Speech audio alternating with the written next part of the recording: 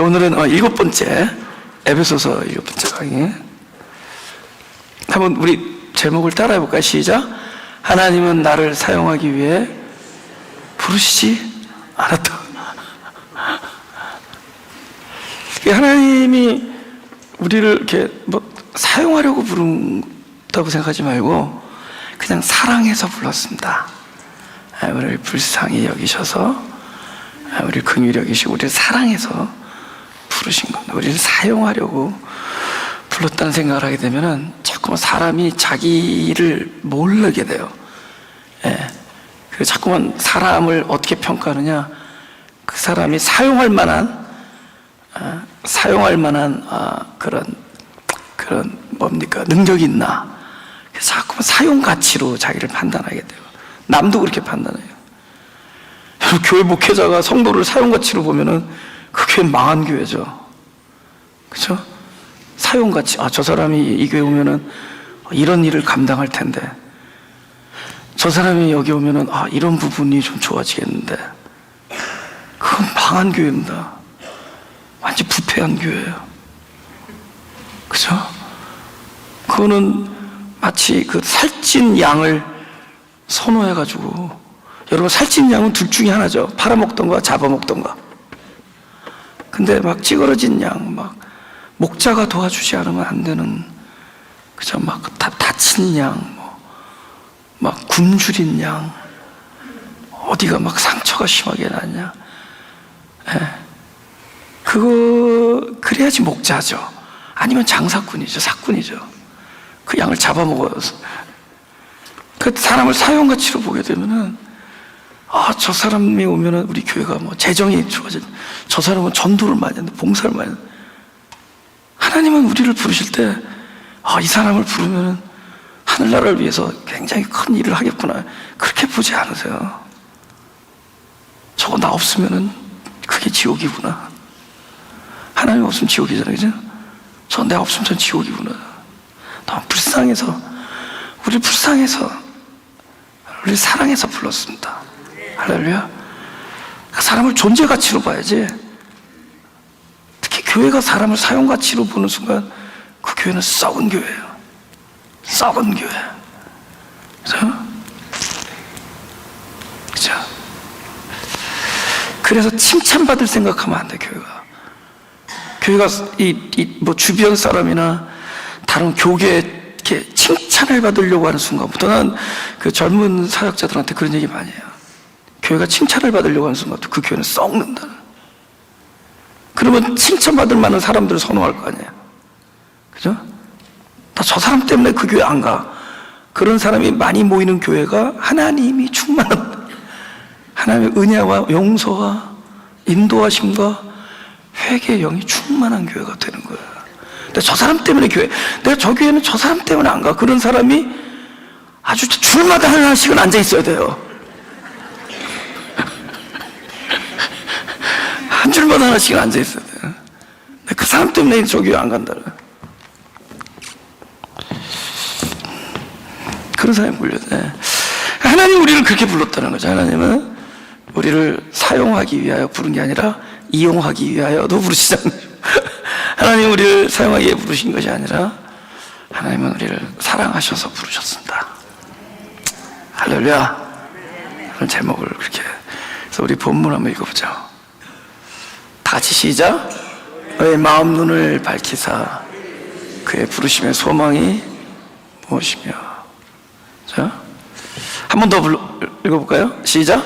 너의 마음 눈을 밝히사 그 부르심의 소망이 무엇이며. 그래서 기도 제목이지, 그 감옥 안에서 바울이 기도를 하는데, 보통 우리가 이제 감옥에 가면 무슨 기도를 하겠는가?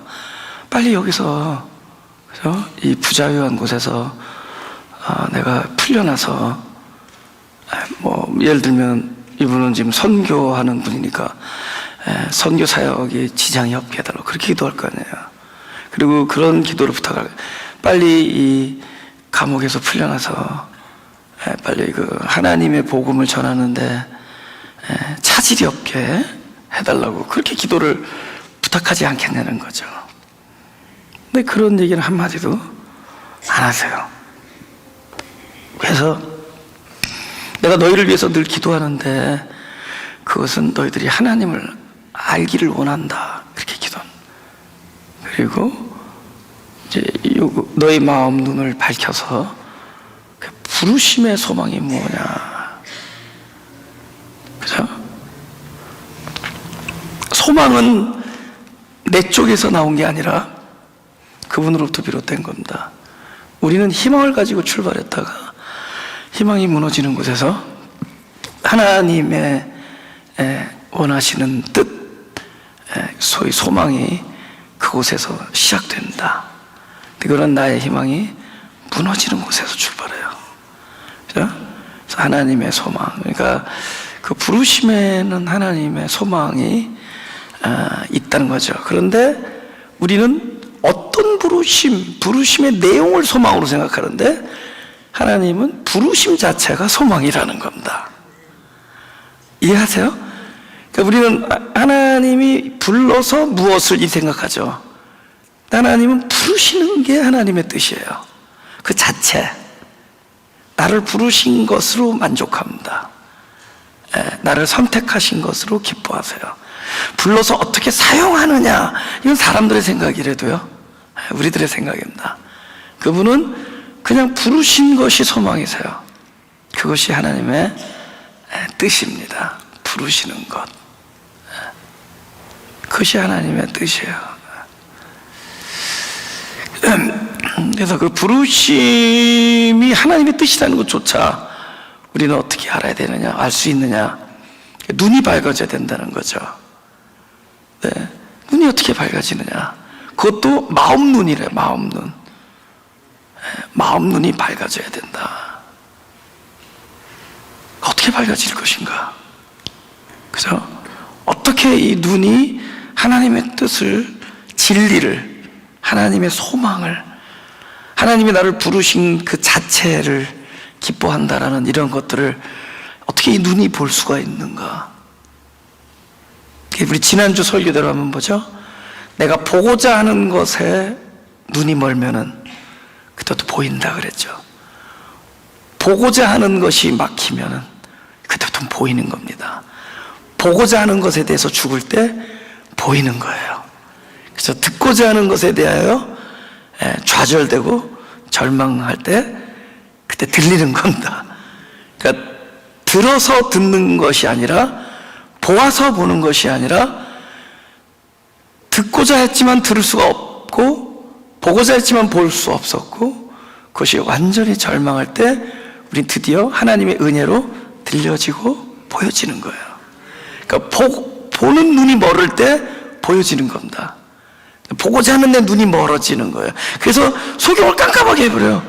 소경을 눈을 뜨게 하는 걸 어떻게 하느냐? 가뜩이 안 보이는 소경에다 진흙을 발라서 안 보이는 눈을 붙여버려요. 더 깜깜하게, 더 안 보이게, 완전히 아주 전적 소경을 만들어버리죠. 그래서 더 깜깜해. 그래서 내가 보고자 하는 것에 대해서 완전히 눈이 멀게 됩니다. 그제서야 보여요. 그죠? 그럼 그동안 왜 못 봤을까요?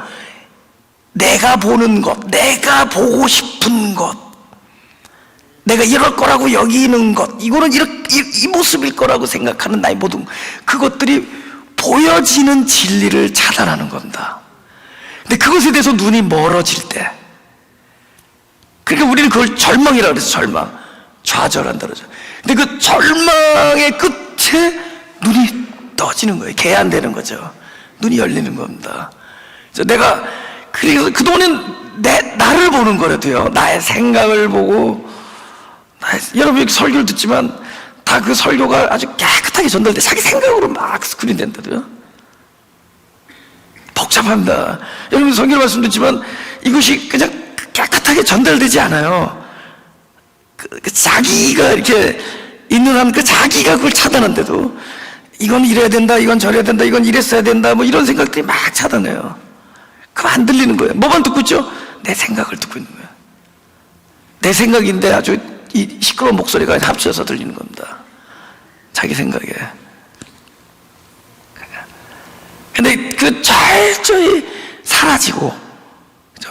그 의욕, 생각, 고정관념, 뭐 이런 여러 가지 자기 견해, 이런 모든 것들이 다 사라지고 피우시면 들리는 거예요. 그러면 내가 너희들의 눈이 밝아지기를 원한다, 그렇게 기도한다면 그 안에는 많은 약속들이 내포되어 있는 거죠. 그 약속 안에는 때로는 우리가 본인들이 아는 것으로부터도 절망하는 일이 있을 거라는 거죠. 본인들이 아는 것으로부터도 절망하는 일들이 있을 거라는 겁니다. 계속 캄캄케 되는 일들이 있을 거라는 거예요. 그걸 그때부터 보여주는 겁니다. 없는 자가 있게 된대도요, 있는 자는 있음을 못 가져요. 없음의 자리가 있음이 돼요. 그래서 소경이기 때문에 보게 되는 겁니다. 네가 본다 하니 죄가 그대로 있으려니와, 그잖아요. 네가 본다 하니, 소경은 보게 돼요. 안 보이니까 보이는 거예요. 내가 보질 못하니까 보여지는 거고, 듣질 못하니까 들리게 되는 겁니다. 그래서 너희 마음 눈을 밝히사. 보고자 하는 것에 눈이 멀어서 결국 보이게 된다. 우리 성경 마태복음 6장 22절.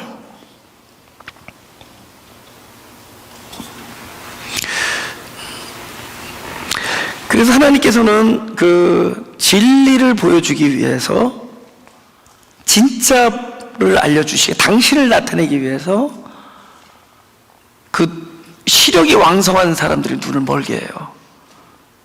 그게 빛의 역사입니다. 그래서 진짜를 보게 하기 위해서 내 눈을 멀게 하는 거예요.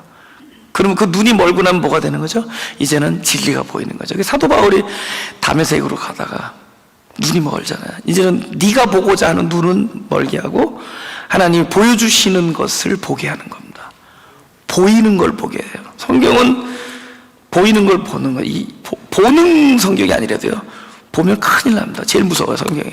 성경 들이대고 이건 나쁜 짓 하는 데는 못 말리죠. 성경 들이대고, 그죠? 성경 들이대고 인류 전쟁들 일어나잖아요.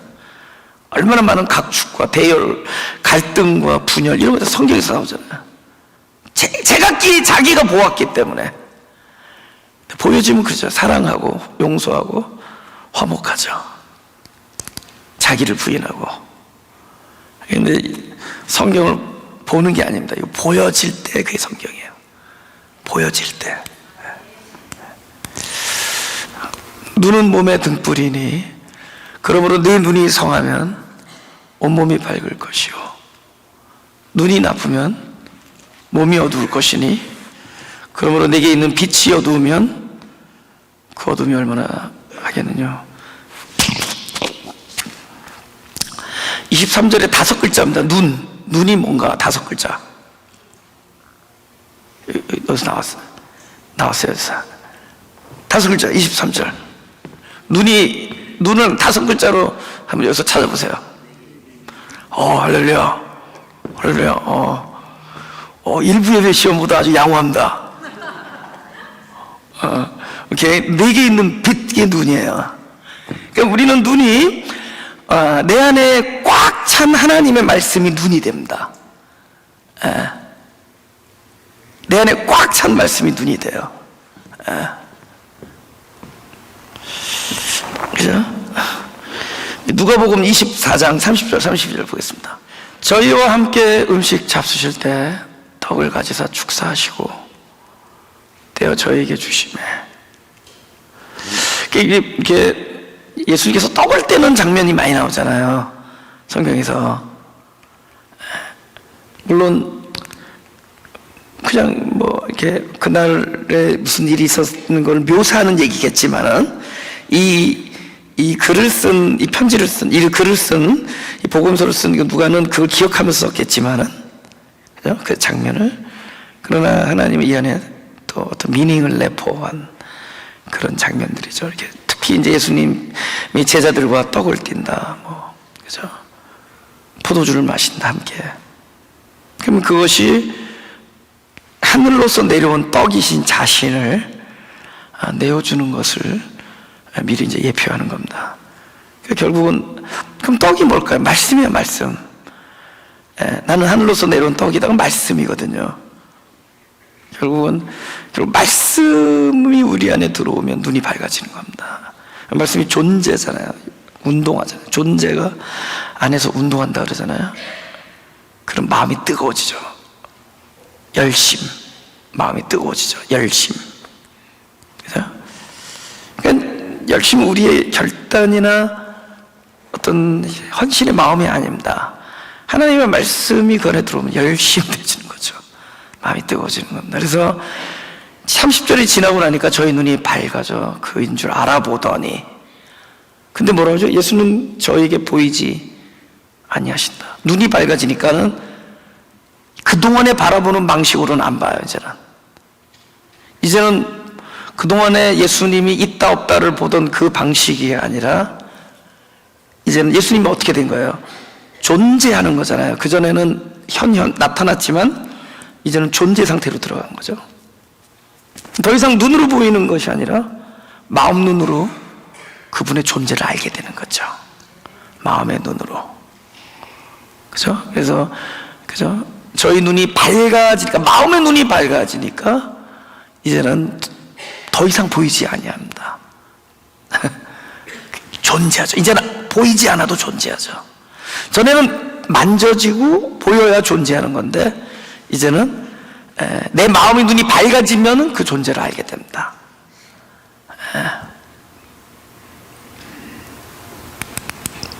지나친 은사주의라든가 기복신화 이런 것들은 마음 눈 별 중요하게 생각 안 해요.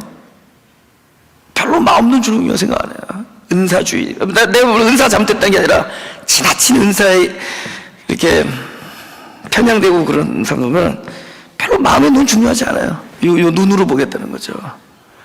요 눈으로. 그죠? 눈으로 확인한다는 거죠. 그죠? 그죠? 하나님이 막 부어주시고, 막 눈앞에서 확 달라지고. 그게 마음은 별로 안 중요해. 근데 아무런 유동이 없는데, 그냥 앉은 자리에 있는데, 엄청난 그 하나님의 뜻이 그 사람을 통해서 흘러나오는 걸 볼 수 있게 됩니다. 우리가 영적으로 민감해지면, 마음 눈이 밝아지면, 교통을 하죠. 커뮤니케이트 하죠. 그죠? 릴레이션십을 가질 수 있죠. 그런 방식으로 하나님과 교통을 합니다. 진리가 오가고, 그죠? 어떤 그 파워, 이런 거, 힘, 권능, 이런 것들을 막 흘려보낼 수 있습니다. 마음의 눈이 문제예요. 그래요? 어렸을 때 그 동네에서 무당이 굿하는 거 본 적 있어요? 작두 위에서 막 날아다니잖아요. 봤어요? 기억나요? 저 동네에서 그 작두 위로 막 날아다니는 것 같다고. 흉내 내면 큰일 납니다. 여러분, 금식기도 하고 또 올라가지 마세요. 눈으로 보이잖아, 눈으로. 뭘 보냐면, 우리가 돌아보는 것은 보이는 것이 아니요 보이지 아니하는 것이니, 보는 것은 잠깐이요 보이지 않는 것은 영원함이니라. 그런 거잖아요. 그죠? 이 사람들이 설명하는 거야. 야, 우리가 어떻게 그분인지 알아봤느냐. 지금 알아봐야 돼요. 근데 왜 못 알아봤냐면은 십자가에서 죽는 걸 봤거든. 그러니까 같이 이게 걷는 분이 그분인 줄 상상 못했을 거 아니에요. 그분 죽은 걸 알았으니까. 근데 같이 이렇게 걷는다. 근데 어떻게 서로 풀이하냐면, 저희가 서로 말하되 길에서 우리에게 말씀하시고 우리에게 성경을 풀어주실 때 우리 속에서 마음이 뜨겁지 아니하더냐. 열심히 된 거죠. 자, 마음이 뜨거워지죠. 이 안에 내게 있는 빛, 네 안에 있는 빛, 하나님의 말씀이 충만하니까 그 충만함이 나의 눈이 되는 거예요. 진리를 알게 되는 거죠. 진리와 연합해지는 거죠. 그래서 그래서 그거를 계속 보는 사람이 되는 겁니다. 더욱더 민감해지고 눈에 보이는 그런 현상에서 더욱더 진리적인 사람이 돼가는 거죠. 그래서 별로 환경에 흔들리지 아니하고 꿋꿋하게 그분 뜻 안에서 함께 메인테인할 수 있는 그런 걸 우리가 영성이라고 그러죠. 그런 사람들이 다 해피. 우리가 볼 때 저 사람 사는 게 고리타분해 보인다. 뭐 옛날에는 그래도 같이 즐거운 일도 많았는데 언제부턴가 저렇게 말수도 적어지고 행동 반경도 적어지고. 근데 그렇지 않아요. 본인은 막 누리는 거예요. 안 보이는 걸 자꾸 보게 되니까. 마음 눈이 밝아지니까. 전에는 하나님 부르심 뭐 이런 거 상관 안 했거든요. 그분께 무엇을 이랬잖아요. 근데 이제는 그분 안에서 그 삶을 풍족하게 누리게 돼요. 그전에는 그냥 그분은 그냥 저기예요. 내 요구를 들어주시는 분. 나는 그 요구를 감당할 수 없는데 그 요구를 할 수 있는 분이어서 잘 보여가지고 얻어내고 그 즐거움으로 살아.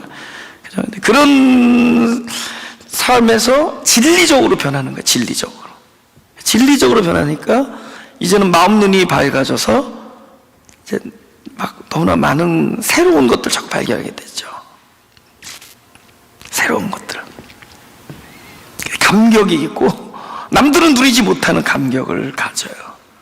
본인은 너무 즐거운 거예요. 그래서 감격, 평강, 희락, 소망. 전에는 희망이었는데 이제 막 소망이 되죠.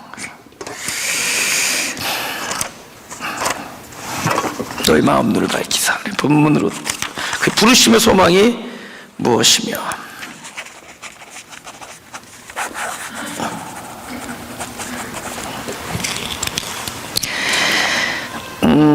야고보서 1장 22절을 보겠습니다.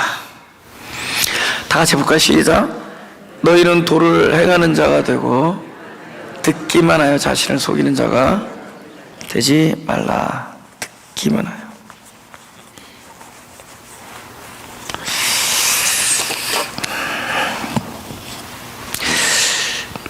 우리가 말씀을 듣는 것과 행하는 것을 따로 이렇게 이분화시키면은 힘든다, 되게 힘들어요. 그럼 맨날 뭔가를 해야 되고 하면 안 되고 이러면서 살게 돼요. 이건 이분적인 얘기가 아닙니다. 이렇게 이원화된 게 아니에요. 다른 얘기가 아니라는 거죠. 마치 그 결과다. 그러니까 들음과 행함은 한 팩입니다. 같은 거예요. 여러분, 심지어 극단적으로 얘기하면 우리가 생각할 때 반대적인 개념도 하나의 팩입니다. 패키지입니다. 예를 들면 악과 선, 이것 하나의 패키지예요. 선은 악이 있는 곳에 존재해요. 악은 선이 빠져나간 자리예요. 그러면 선은 어느 자리에 가냐면은 빠져나간 그 empty한 곳에 가는 거예요. 그래서 악이라는 주머니에 선이 딱 담기면 온전해져요. 이것이 아주 중요한 관건이에요. 그걸 따로 놓게 되면 맨날 우리는 선한 일을 해야 되고 악한 일 하면 안 되고 맨날 피곤합니다. 그리고 악과 선도 자기 생각으로 보니까 관점이 달라요. 나는 독립운동인데 저쪽에서 테러로 보는 거예요. 무슨 생각하죠? 저쪽은 독립인데 우리 쪽에서는 테러로 보는 거고. 그죠? 여러분, 국제 분쟁 전부 이거 선을 추구하는 사람들이 싸우는 거예요. 자기 입장에서. 그러니까 힘든 거예요. 여러분, 이 교리 웃기잖아요. 그죠? 자꾸 이것이 옳다 그러면 자기랑 생각이 다르면 다 틀린 거야. 그럼 틀렸다 그러지. 또 2단, 3단까지 단증까지 막 붙여주고 막 그러잖아요. 그러니까 자꾸 선악을 구분해서 그래. 선과 악을. 그죠? 선과 악을 구분해서. 어둠과 빛, 이것도 구분하지. 빛은 어둠이 빠져나간 거거든. 어두움은 빛이 빠져나간 거예요. 그러니까 빛은 어두움을 찾아가게 됐어요. 그래야지 딱 이렇게 패키지가 온전해지는 거다. 사망에 생명이 가는 거죠. 온전한, 그렇게 되는 겁니다. 그러니까 우리가 말씀을 듣는다는 것과 행함을 따라보지 말라. 행함은 말씀 들음의 결과야. 근데 그럼 왜 도를 행하는 자가 되어도 듣기만 한다, 그러니까 행하지 않는 자, 예수님도 너희가 이 말을 듣고 행치 아니한 자, 이런 얘기죠. 그 사람도 말씀 들었는데 왜 행하지 않아? 여러분, 하나님의 말씀이 들려지면은, 진짜 복음이 들려지면 가장 중요한 어떤 일이 보이지 않는 우리 존재 안에서 일어나는데, 그것은 내가 죽고 말씀이 살아납니다. 그러니까 하나님의 도가 들려지면은 나는 사라지고 나는 부서지고 그 자리에 말씀이 살아나요. 그래서 그 말씀이 죽이고 살아나요. 율법으로 죽여서, 그죠? 율법으로 말미암아 율법을 향하여 죽었나니까 죽이고 그 안에서 자기가 살아나요. 예.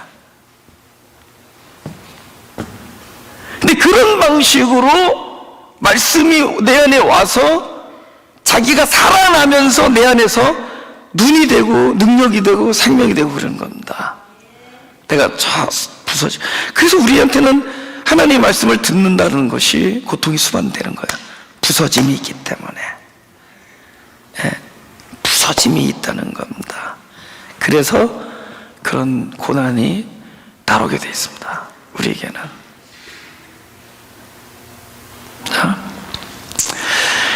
막 하나님의 말씀을 내가 듣고 있다, 이런 자의식 이런 것도 없어져요. 내가 하나님의 말씀을 듣고 있는 내가 없어진대도, 내가 하나님의 말씀을 듣고 그걸 받아들이고 따라서 하고 이런 나도 없어져요. 제가 한때 막 이런 생각을 했어요. 내가 비워줘야 되는데. 근데 집에 가서 딱 생각해보면 뭘로 차 있는 줄 아세요? 비워줘야 되겠다고 안다라는 나로 꽉 차 있어요. 그 비운 게 아니야. 비워진다는 거는 내가 무엇을 하고자 하는 나도 사라져요. 근데 하나님의 말씀이 들어오면은, 진짜 진리가 복음이 들어오면은 아주 철저하게 우리를 부순대도요.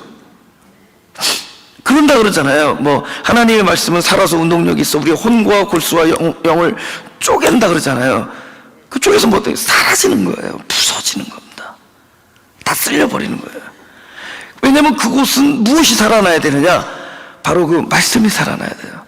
그러니까 말씀을 듣고 도를 듣고 행한다는 것은 어디로 넘어갔느냐? 내가 사라지고 말씀이 그 말씀을 성취하는 데까지 넘어간 자의 얘기다. 바로 그런 얘기입니다. 그럼 뒤에 거는 뭐예요? 그 말씀을 들은 게 아니죠. 자기 부인까지 넘어가지 않은 상태. 그러니까 어떻게 돼요? 뒤에 사람은 내가 행하잖아요. 기독교는 자기가 행하는 것, 사람이 행하는 걸 행함이라고 얘기 안 했습니다. 사람이 행하는 건 행함으로 간주하지 않는다는 거죠.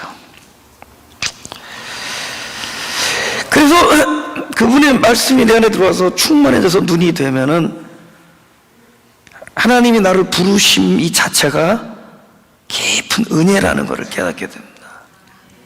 이거 나의 행위에 있지 아니하고 철저히 하나님의 은혜라는 것을 깨닫게 돼요. 근데 그것을 본 사람들이 하나님과 관계를 풍성하게 누려요. 우리 생각에는 하나님이 나에게 나를 굉장한 기대를 걸고 계셔. 하나님 굉장한 계획을 가지고 계시고 하나님 내가 이렇게 살기를 너무 기다리고 계셔. 이러면 굉장히 헌신할 것 같은데 왜 너무 애를 쓰게 됩니다. 그렇게 되면 마치 하나님의 말씀을 이렇게 무거운 소이죠. 황소를 메고 다니는 사람 같은. 일부 예배 때 그랬어요. 황소는 메고 다니면 무겁다. 어떻게 하면 가벼워지냐? 황소는 먹어야 가벼워진다. 그걸 메고 다니니까 얼마나 무거운지 몰라요. 먹어야 된다. 그러니까 우리가 말씀을 메고 다니는 거예요. 말씀을 메고 그걸 얼마나 무겁겠어요. 먹어서 말씀이 나를 움직이게 만드는 거예요. 그래서 말씀을 듣는 순간에 모든 것이 은혜라는 걸 깨닫게 돼요.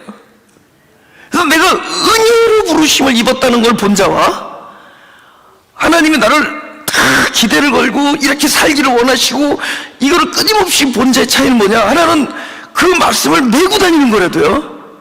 근데 하나님이 나를 사랑해서 불렀다라는 걸 알게 되면은 전보다 더 눈이 떠져서 뭘 보느냐? 전에 몰랐던 하나님의 사랑과 용서하심과 긍휼히 여기심과 그분의 인내와 그분의 신실하심과 그분 놀라우신 모든 사랑을 끊임없이 발견하게 돼. 끝이 없어요. 끝이 없어도요. 내가 늘 하나님과의 관계에 있어서 내가 나 자신을 부인하고 나는 아무것도 진짜 부족한데 연약한데 근데 내가 연약할수록 더욱 귀히 여기 그것은 찬송가에 나오잖아요. 내가 연약할수록 더욱 귀히 여기서 근데 진짜 내가 하루 삶 속에서 나는 연약한데 더욱 귀히 여기시는 하나님의 은혜를 끊임없이 발견하면 할 말이 많아요. 은혜만 얘기하면 돼. 은혜 위에 은혜로라. 그 하나님의 은혜를 얘기하면 돼요. 그러면 은혜를 얘기하면 아무것도 뭐 막 사는 것 같아요? 헌신은 하나님의 은혜가 말씀으로 들어와서 본 자들에 의해서 자연스럽게 나오는 결과예요. 우리들의 동력이 아니에요. 우리들의 결정이나 우리의 디터미네이션 하는 게 아닙니다. 우리 뭘 결정하고 이렇게 헌신하자가 되는 게 아니라도요. 헌신은 하나님의 은혜를 받고 은혜를 본 자들의 삶이 저절로 나타나는 결과예요. 이게 자연스러운 거죠. This is 자유. 꼭 영어하면 이렇게 감격을 받아요. 이게 자유예요. 이게 This is 자유. 이게 자유예요. 그러니까 내가 하려고 해서 하는 게 아니라 되어지는 거예요. 그러니까 오히려 하나님의 은혜를 본 자들에게서 우리는 그분의 마음과 그분의 심장과 그분의 미소와 그분의 삶을 보게 됩니다.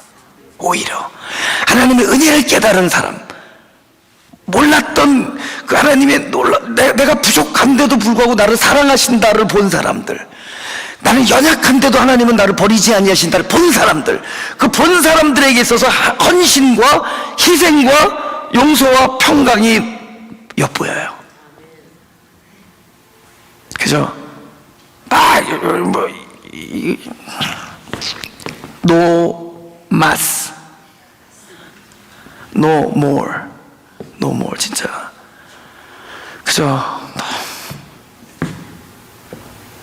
제가 30대 시절에 굉장히 30대 초반에 굉장히 내 삶에서 어려운 일이 있었습니다. 그런데 저 이제 뱃속에서부터 교회를 다녔다 그랬잖아요. 엄마 뱃속에서부터. 근데 그렇게 교회 생활을 하면서 들었던 그 다양한 말씀들이 아무런 힘을 발휘하지 못해. 결정적인 순간에. 근데 어느 날 턴어라운드에서 하나님의 은혜를 보게 됐어요. 제 설교 전부 하나님의 은혜를잖아. 하나님은 이런 분이다. 우리는 어떻게 살자 이런 얘기 안 하죠. 그런 얘기 안 하잖아요. 그죠? 내보거나 두대 진짜 앞으로 절대로 그것도 안 할 거예요. 우리는 어떻게 살자 그런 얘기 할 자격도 없고 할 수도 없고 안 할 거예요. 나는 하나님만 얘기할 거예요. 그리스도만 얘기할 거예요. 나를 사랑하신 그리스도를 얘기할 거예요. 그분이 이런 분이다. 근데 그게 아무것도 아닌 것 같은데 그게 우리한테 엄청난 동력이 되는 거예요. 자기 자아가 부서지는 겁니다. 심지어 내가 선하게 살아보겠다는 그것까지도 부서지는 거예요. 그 자기조차가 말씀으로 부서지고 없어질 때 이제 온전히 순전히 내 안에 있는 빛이 나를 움직여요. 그때는 그분의 뜻대로 움직입니다. 내 힘이 다 빠져야 돼요. 힘이 다 빠질 때 그분의 뜻대로 이렇게 가게 됩니다. 그분이 나를 움직여요. 그죠? 우리 디모데가 그걸 본 거죠. 1장 디모데 후서 보세요. 아니 디모데가 본 건 아니고 디모데 후서에 이렇게 본 겁니다. 디모데 후서 1장 9절 하나님이 우리를 구원하사 거룩하신 부르심으로 부르심은 우리의 행위대로 하심이 아니요 오직 자기 뜻과 영원한 때 전부터 그리스도 예수 안에서 우리에게 주신 뭐라고요? 은혜대로 하심이라. 은혜로 하는 거예요. 얘기하려면은 어제까지 본 하나님의 은혜가 오늘 또 새로워요. 그 나는 계속 I can keep preaching, 계속 설교할 수 있어요. 계속 날마다 그 은혜를 보게 되면 은혜는 새로워요. 근데 just tell me how to live 이러면 진짜 그 황소를 메고 다니는 거라도요. 이럴 때는 이렇게 반응해야 되고, 예수 믿는 사람이 오리 얘기하면 심리 얘기해야 되고, 오른뺨 왼뺨, 그거는 내가 죽고 그리스도가 살면 자연스럽게 나오는 결과입니다. 스테반이 계산하고 그렇게 했어요. 돌을 던지는데 내가 여기서 말을 잘해야지 사도행전에서 멋있게 써질 것이다 계산하고 얘기했습니까? 나오는 거예요. 그 안에 있는 충만함이 결정적인 순간에 돌을 던지는 사람들 향해서 하나님 저들의 죄를 용서해 주옵소서, 그게 나오는 거예요. 결과로 되어지는 겁니다. 안 그러면 우리는 진짜, 근데 뭐 내가 못하면 되는데 또 남 것만 본데도 저건 이제 맨날 예수 믿는다고 아멘 아멘 하면서 저렇게 사랑이 없어요. 근데 오만상 딱 얼굴 보면 그분 그리스도 없었고, 그때 보면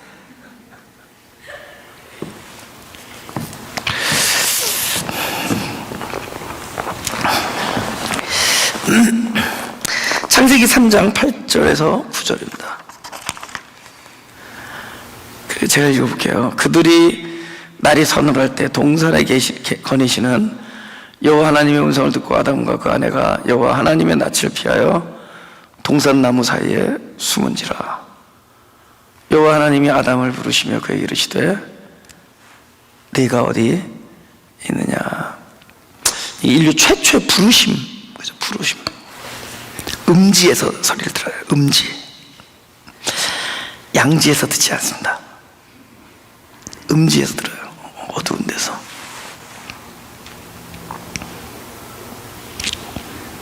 그러니까 빛이 오는 거죠. 어두움이니까. 어두움 자리에 오셔. 그런 방식으로 부르시는 겁니다. 그럼 본인은 뭐죠? 어두운 데서, 어두운 데에 있어. 자기를 그러니까 보이는, 빛이 보이는 거죠. 묵상. 내가 어디 있느냐. 우리는 그런 생각 하잖아요. 창세기 3장 하면 하나님이 죄진자 찾아오신 거잖아요. 우린 이 단어를 우린 생각에 하나님이 죄를 져서 탁 찾아왔다면은 작살 내려고 온 것 같죠. 하나님이 그렇잖아요. 죄를 졌으니까 찾아가지고 이놈 콕 찍어가지고 작살 내려고.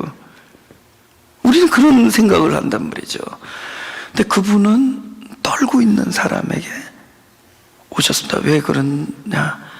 아담을 사랑해서 오신 거죠. 아담을 진짜 혼내주려고 온 거 아닙니다. 사랑해서 부르신 거예요. 나에 있는 자리는 하나님이 찾아오셔서 부르는 자리입니다.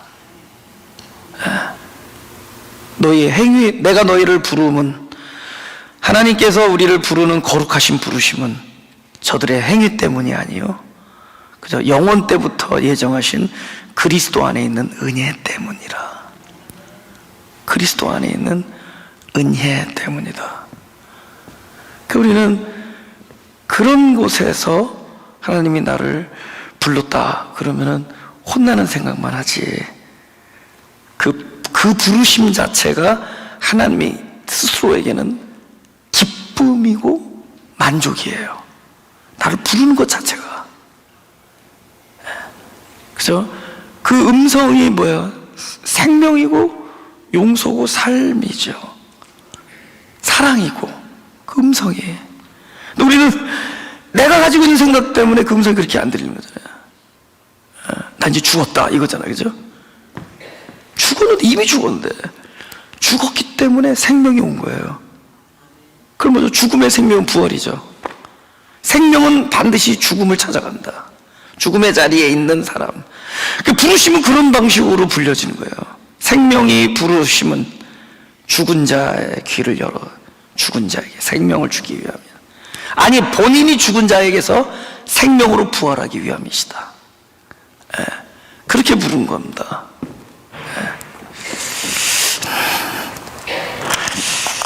창세기 32장 27절 28절입니다. 야곱이잖아요, 그죠? 예. 그 사람이 그에게 이르되 내 이름이 무엇이냐? 그가 가로되 야곱이니이다. 그 사람이 가로되 내 이름을 다시는 야곱이라 부를 것이 아니요 이스라엘이라 부를 것이니 이는 내가 하나님과 사람으로 더불어 겨루 이겼음이니라. 그러니까 예수님도 그러잖아요. 네가 나를 어찌 선하다고 하느냐? 선한 분은 하나님 한 분이다 그러시잖아요. 선, 하나님 선, 하나님 이꼴 선. 그죠? 그분의 임재가 선이에요. 그분의 충만함이 선이고. 그죠? 근데 이름이 바뀌는 거예요. 아브람이 아브라함 되고 사레가 사라가 되고, 그죠? 막 이름들이 야곱이 이스라엘 되고. 그 일종의 하나님이 루아흐, 그분의 생명이 들어가는 거죠.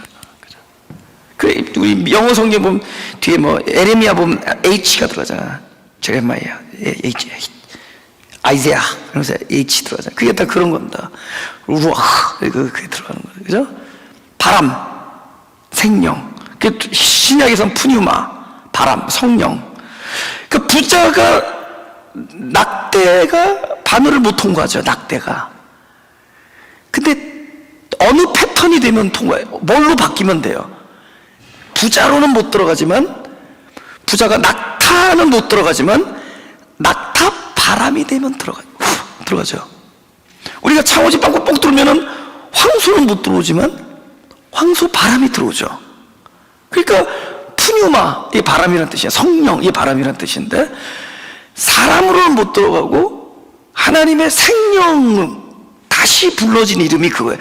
이제부터 네가 사람의 정체성이 아니라 하나님의 생명을 받은 생명으로 사는 것이다. 그게 들어간 겁니다. 그것이 루아. 그래서 아브라함이 아브라함 이렇게 되는 거죠. 아브라함. 그래서 동선은 못 들어가, 도학선이 들어가는 거예요. 사람이 부른 이름에서 하나님이 이름을 부르시기 위한, 그죠? 하나님의 만들어주신, 그러니까 사람으로 출발했지만 하나님이 그때부터 거듭내는 거죠. 창조하시고 만들어 나가는 거죠. 그죠? 형상으로 창조되고 모양으로 만들어 나가는 거죠. 그래서 야곱으로 창조하고 이스라엘로 조성해 나가는, 야곱으로 창조. 그러기 위하여 부르십니다. 우리 마음 눈이 밝아지면은 나에게 새로운 이름을 주시기 위하여, 당신의 생명으로 다시 태어나는 이름을 주기 위하여 나를 부르시는데, 문제는 이 부르심의 과정이 혹독하다는 거예요. 그러니까 저는 혹독할 것임을 예언하는 게 아니라 혹독함을 겪고 있는 성도들에게 그 의미를 쉐어하는 거예요. 진리적 의미를 쉐어하는 겁니다. 나누는 거예요. 야곱은 이스라엘이 되는과 동시에 그 이름을 얻으면서 동시에 환도뼈를 잃어버립니다. 그는 평생 절구 다녀야 돼요. 그는 평생 절구 다니는 이 고통의 흔적이 그에게는 사람으로 태어나서 하나님의 생명으로 바뀌는 증거가 돼요. 그러니까 우리에게 증거 작업이 우리에게는 혹독하게 경험되어지는 겁니다. 아파요. 환도뼈가 으스러지고 깨지고 다리를 저는 일이 있다는 거죠. 여러분, 우리 안에 있는 상처는 콕 찍어가지고 이렇게 딱 찍어버려야 되는 대상이 아닙니다. 그걸 통해서 더 비하인드, 그죠? 현재 있는 이 씬을 넘어서 이 비하인드, 그 너머에 있는 하나님을, 진리를 보라는 거죠. 그것은 이것 안에서 나는 사람으로 부서지고 하나님이 부르시는 이름으로 거듭난 증거가 나의, 그죠? 환도뼈의 깨어짐이고 평생을 절어야 되는 나의 시간은 아픈 기억입니다. 이거는 우리의 정신을 혼미케 하거나 우리의 정체성이나 우리의 어떤 자존감을 떨어뜨리는 악한 일들이 아니에요. 나에게 일어나는 모든 일은 하나님 살아계심, 그분이 임재하시고 그분의 소망이 무엇인지를 알아보게 하는 도구가 될 수가 있습니다. 아멘? 도구가 되는 거예요. 그걸 통해서 그분을 보는 겁니다. 하나님은 우리의 부서짐, 그죠? 그거는 다시는 야곱이라 부를 것이 아니요, 하나님 이스라엘, 하나님이 나를 다스리는, 하나님이 나를 통치하시는 이스라엘로 다시 일어난다라는 의미의 것입니다. 그러기 위해서는 우리 마태복음 7장 24절 27절 보겠습니다. 제가 읽을게요. 그러므로 누구든지 나의 이 말을 듣고 행하는 자는, 그럼 보세요. 이 말을 듣고 행하는 자는 이제 달라져요. 듣고의 그 주체와 행하는 주체가 확 빅체인지가 일어나는 거예요. 그럼 어떻게 됐다 그랬죠? 진짜 말씀이 들으면 들은 자가 죽고 행하는 자가 살겠죠. 내가 죽고 내 자리에 그리스도가 살겠죠. 그러니까 내가 들어서 난 죽었는데 그리스도가 살아서 행해요. 그러므로 누구든지 나의 이 말을 듣고 행하는 자는, 그럼 벌써 딱 이 들음이 뭘로 넘어가느냐? 주체가 변하는 걸로 넘어가죠. 말씀에 내가 사라지고 말씀이 살아나는 겁니다. 그게 반석이에요. 그게 집을 반석에 지은 지혜로운 사람 같다. 비가 내리고 창수하고 바람이 불어 그 집에 부딪히되 무너지지 아니한다. 여러분, 무너지지 아니하는 집은 이미 무너져 본 집이 무너지지 아니한다. 제가 참 믿거나 말거나 피아노 치다가 갈비뼈가 부러진 사람이거든요. 1998년 12월 16일 어느 교회 가서 찬양 집회하다가 갈비뼈 3대가 부러졌어요. 근데 그때는 온몸으로 피아노를 칠 때입니다.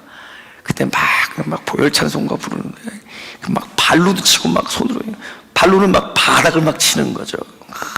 근데 추운 겨울에 준비 운동을 안 하고 피아노를 쳤더니 이 왼손에 이 임팩트가 툭 가지고 8번, 9번, 10번이 똑똑똑 부러졌어요. 얼마나 고생한지 몰라요. 근데 이게 붙었어요. 붙는데 저기가 좀 두꺼워졌죠, 뼈가. 여러분, 딴 데는 부서져도 앞으로 거기는 절대로 종말이 안 올 겁니다. 거기는 한번 부서졌다가 부활한 거거든요. 그럼 저기 반석이 왜 반석이 되는 줄 아세요? 26절과 27절 때문에요. 나의 말을 듣고 행치 아니하는 자. 이건 뭐죠? 들은 자가 아직 살아있어. 그 들은 자가 행하는 거예요. 그래서 들은 자가 행하는, 그 자가 행하면은 행치 아니했다고 보는 거예요. 여러분, 그리스도인의 삶, 그리스도의 삶은 그리스도만 살 수 있어요. 그리스도인의 생활은 그리스도만 할 수 있어요. 내가 죽고 그분이 사는 거야만 돼요. 그런데 내가 그거를 하려니까 넌 행치 안 했다, 이렇게 얘기하는 거예요. 그게 마치 모래 위에 지은 어리석음 같은 일이, 다 같이 시작. 비가 내리고 창수가 나고 바람이 불어 그 집에 부딪힘에 무너져 그 무너짐이 심해. 27의 사건을 통해서, 그러니까 비, 창수, 바람 이런 것들은 하나님 나라의 툴이에요. 도구예요. 벌써 딱 쓸어가는 거예요. 그럼 하나님 뭘 하겠어요? 옛 것들을 쓸어버리죠. 그 말씀에 동방 따라오는 거예요. Both come with 말씀, 함께 오는 거예요. 말씀과 함께 오는 거예요. 그래서 툴이 따라오는 게 뭐냐면 옛 것, 바로 모래 위에 지은 그런 나라는 존재가 비와 창수와 바람이 확 무너뜨린 겁니다. 내가 사라진 곳에, 그래서 모래가 사라진 곳에 반석이 남는 거예요. 모래가 다 쓰러져야지 거기에 반석이 남는 거예요. 그러니까 이미 우리는 모래 위에 집을 지은 사람들이에요. 그것이 비바람이 다 쓸어 내려가면 그곳에 반석이 남는 거예요. 그 우리는 전에도 말씀드렸지만 뭐 good and bad이 아니에요. 이 과정을 통해서 이게 결과로 있는 거예요. 한 패키지라는 거죠. 모래로 출발하고, 그죠? 비바람이 오고 다 쓰러진 곳에서 반석이 서는 겁니다.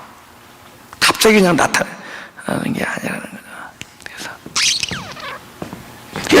하나님은 바로 부르심 안에 이런 내용이 포함되어 있다.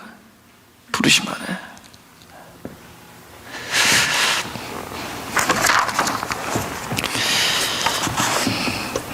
로마서 8장 30절 따라서 해볼까요? 다 같이 시작. 또 미리 정하신 그들을 또한 부르시고 부르신 그들을 또한 의롭다 하시고 의롭다 하신 그들 또한 영화롭게 하셨느니라. 잘 보세요. 여기에 우리의 행위가 있어요 없어요? 있어요 없어요? 두 번째가 정답이잖아요. 우리 행위 있어요 없어요? 없죠. 하나님께서 우리를 정하시고, 왜냐하면 우리를 사랑하셔서 불렀대도요, 사용가치가 아니에요. 그냥 존재입니다. 존재가치. 우리를 사용하기 위해서 부르지 않았습니다. 사랑해서 불렀습니다. 그리고 부르신 자들을 의롭게 만들지 않았습니다. 부르고 의롭다 하셔요. justify 하는 거예요. justify him. 당신이 부른 자를 justify 하는 거예요. 의롭다 그러시는 겁니다. 아, 너 불렀는데 이제부터 의롭게 되자 이런 게 아니라, 그러니까 뭐가 의로운 거예요? 하나님이 나를 부르신 게 의로운 거예요. 그러니까 내가 부르심을 입은 은혜가 의로움입니다. 여러분 이런 얘기 들으면 마가교 같으면 아무것도 할 게 없어. There's nothing we can do. nothing we gotta do. 뭐 할 일이 없다. 그래. Yes. 할 일이 있으면 안 돼. 일은 누구 건데? 일은 하나님의 거룩한 거예요. 우리는 믿는 게 일이야. 무엇이 주의 일입니까? 물어봤더니 보내신 자를 믿는 게 일이다 그러잖아요. 아니 뭡니까? 그게 의다. 하나님이 너를 부른 것이 의다. 그러니까 하나님이 나를 불러주신 것이 의라는 것을 들은 자가 의로움이 나타나지, 하나님이 나를 불러서 앞으로 의롭게 만든다, 같이 Let's work with him. 그분과 함께 걷자, 함께 일하자, work with him. 그분과 함께 일하자, 이런 생각하는 사람은 힘들대도요, 그 스텝을 어떻게 쫓아가? 그걸 무겁대도요, 그렇게 되지도 않아요. 근데 하나님이 나를 부르심 자체가 내가 의다 하는 순간 우리는 의의 삶을 누리게 돼요.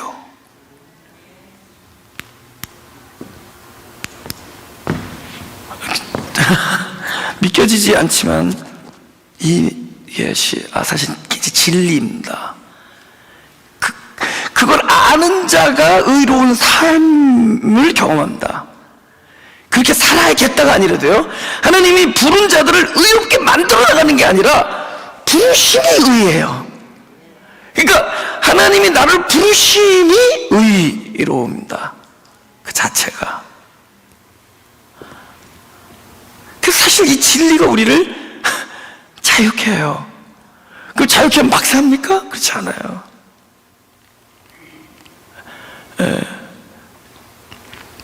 막 살지 않아요.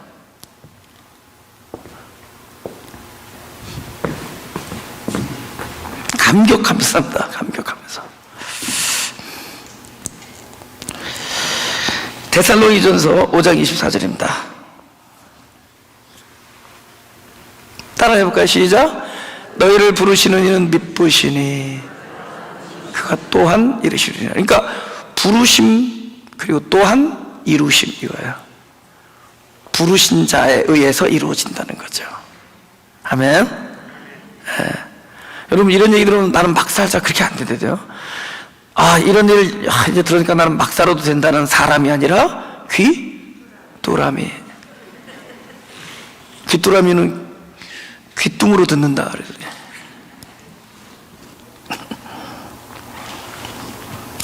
베드로전서 3장 8절에서 9절입니다.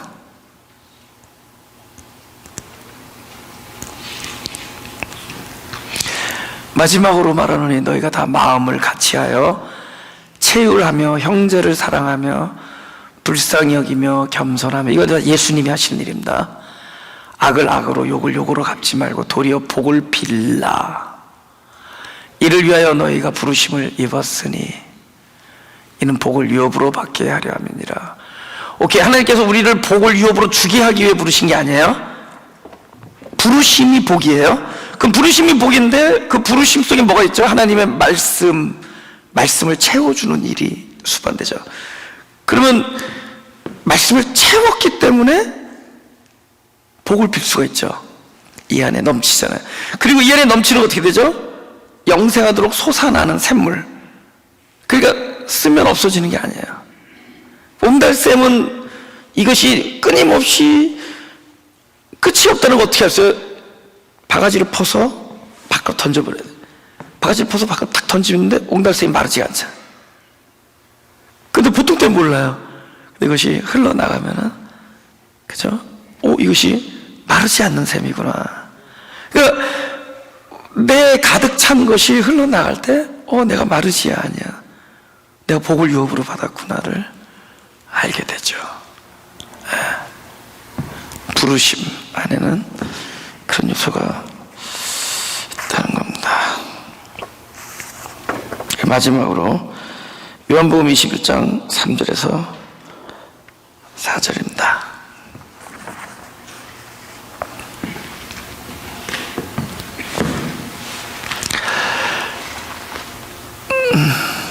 다 같이 읽어볼까요? 시작.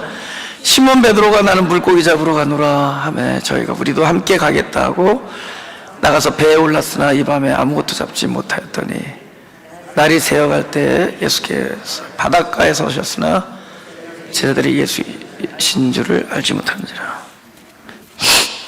저는 이 구절을 보면은 굉장히 위로가 되는 구절이죠. 그죠? 왜 되느냐? 우리가 그렇잖아요. 하나님의 임재를 모르고 살잖아요. 그분이 함께 계신 날 모르잖아요. 이것도 모르잖아요. 근데 계셨잖아요. 그러니까 모르는 게 다가 아니다. 모르는 것 뿐이에요. 예. 그러니까 이런 걸 통해서 뭐죠? 안 보여도 계시다는 거죠. 몰라도 그분은 계시다는 거죠. 예. 그죠? 밤새도록 쩔쩔매고 있는데 계셨다는 거죠. 내가 몰란 거예요. 내가 못 본 거고. 근데 왜 계셨겠어요? 왜 계셨겠어요?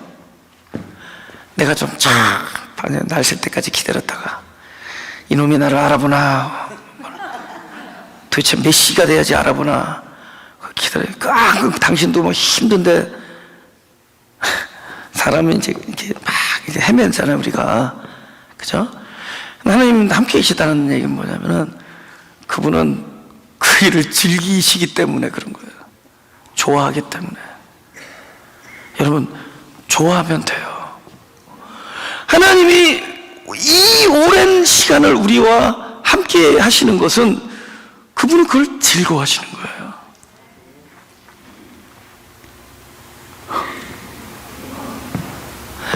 다시 말씀드리지만 막 살지 않게 됩니다.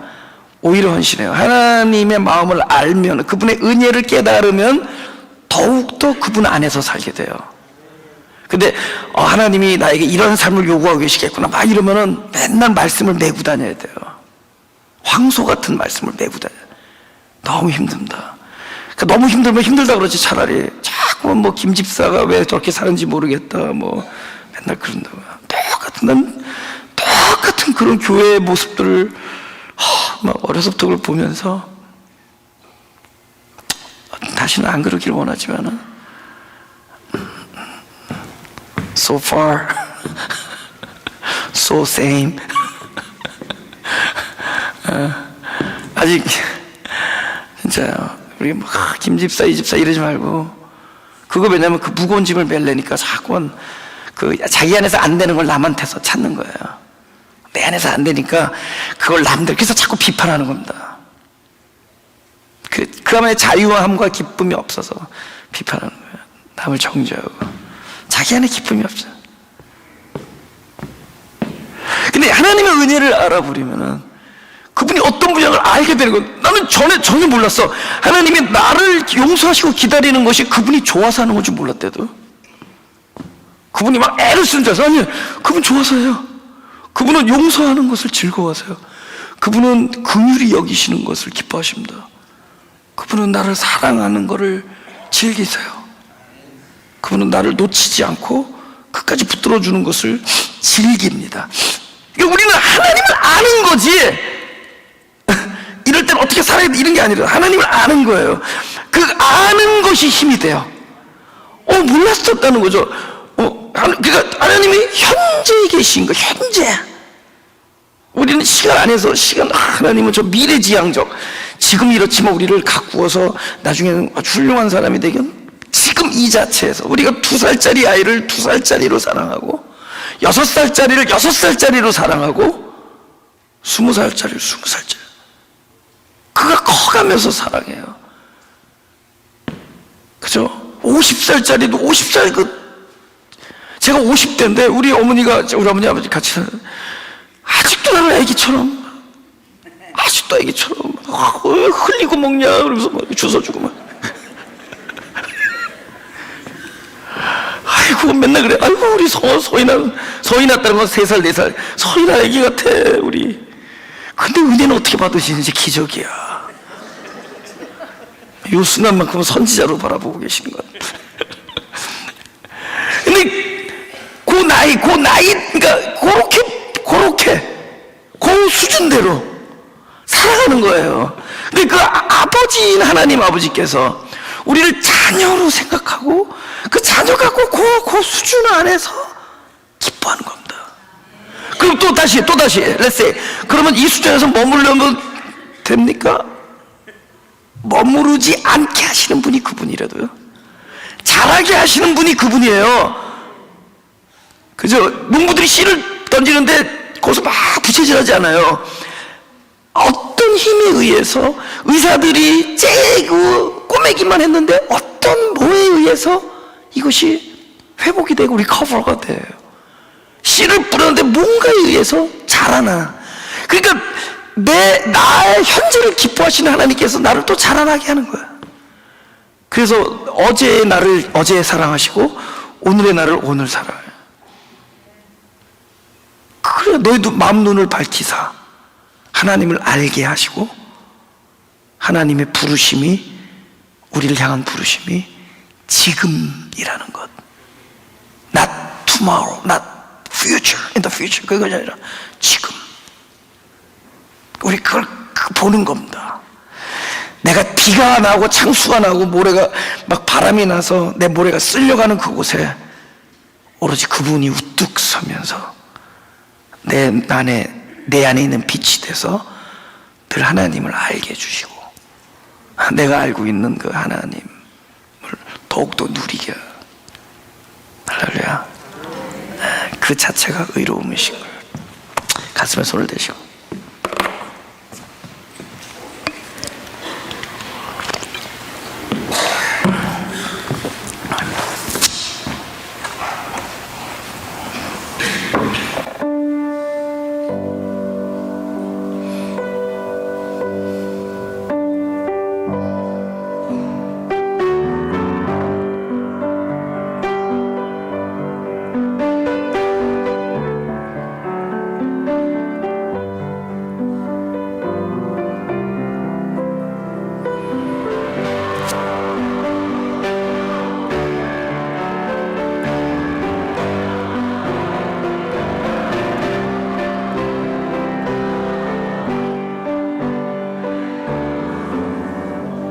기도하겠습니다.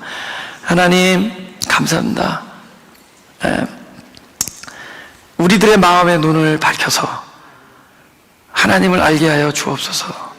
하나님을 알면은 그만큼 더욱 풍성한 사랑을 누릴 수 있게 되니 더욱더 하나님을 알게 하시고, 또 우리의 눈이 밝혀져서 진리가 보여지게 하시고 우리의 귀가 열려서 진리의 말씀이 들려지게 하여 주옵소서. 그래서 우리가 스스로 보고자 하는 것에 절망하고 스스로 듣고자 하는 것이 부서지고 그 자리가 하나님 자신을 알려주는 자리가 되게 하시고 당신을 알게 하는 자리가 되게 하여 주옵소서. 더욱더 당신 안에 있는 의와 희락과 평강을 그리고 진리 안에서의 자유를 누리는 자들이 되게 하여 주옵소서. 이 예배가 우리를 진정한 자유로 인도하는 귀한 자리가 되게 하여 주옵소서. 감사합니다. 예수님 이름으로 기도합니다.